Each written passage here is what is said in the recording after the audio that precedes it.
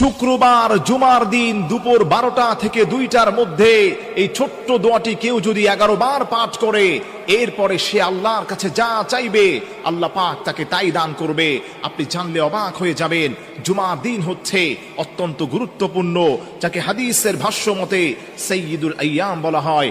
আল্লাহর হাবিব সাল্লাল্লাহু আলাইহি সাল্লাম বলে দিয়েছেন, এই জুমার দিন হচ্ছে আল্লাহর কাছে অত্যন্ত প্রিয়।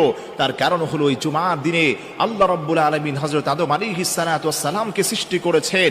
আদম আলাইহিস সালাতু ওয়াস সালামকে শুধু সৃষ্টি করে নাই, জান্নাত জাহান্নাম, একটি বর্ণনায় পাওয়া যায় গোটা কায়নাতকে আল্লাহ রাব্বুল আলামিন এই জুমার দিনে সৃষ্টি করেছেন। আল্লাহু আকবার পড়েন। এজন্য আমার প্রিয় ভাইরা, জুমার দিন আল্লাহর কাছে এত প্রিয়।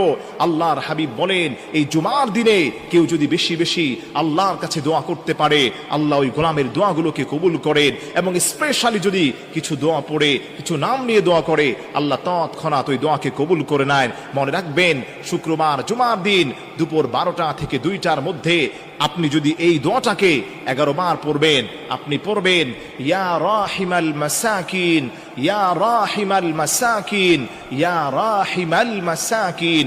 অত্যন্ত সহজ একটি দোয়া, সুন্দর একটি দোয়া, বেসিক একটি দোয়া। বাচ্চারাও এটা সুন্দরভাবে পড়তে পারে, আপনিও পড়তে পারবেন। আপনি 11 বার যদি আল্লাহর উপর ভরসা করে এটা পাঠ করতে পারেন, এরপরে আপনি আল্লাহর কাছে যা চাইবেন আল্লাহ পাক আপনাকে তাই দান করবেন।